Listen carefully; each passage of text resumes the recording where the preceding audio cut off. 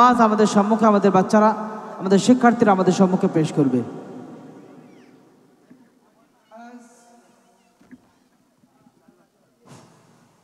আসসালামু আলাইকুম ওয়া রাহমাতুল্লাহি ওয়া বারাকাতুহু।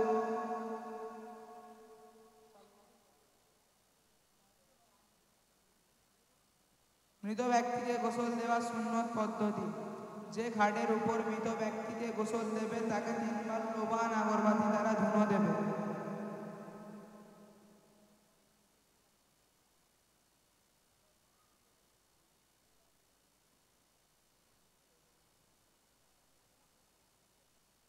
এবং মৃতকে তার উপরে শোয়াবে।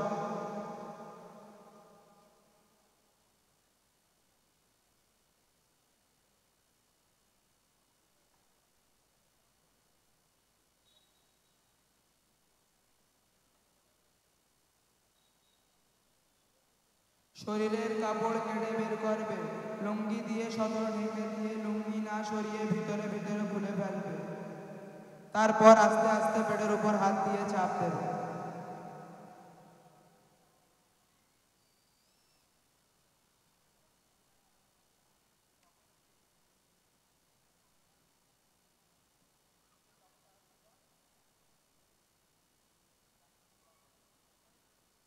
মনে রাখবে যে অঙ্গে জীবিত অবস্থায়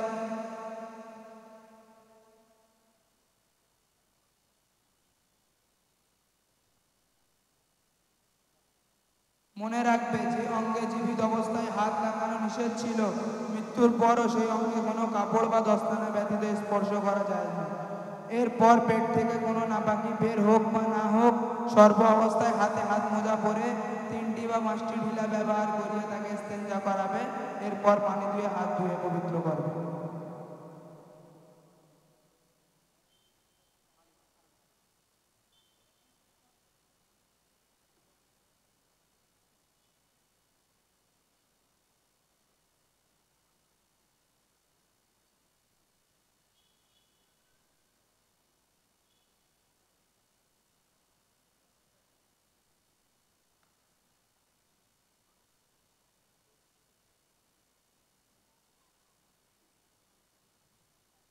এরপর ওযু করাবে।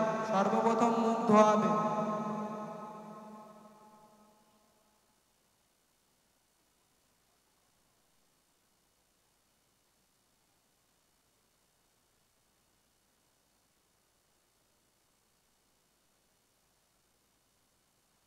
তারপর উভয় হাত কনুই পর্যন্ত ধোয়াবে।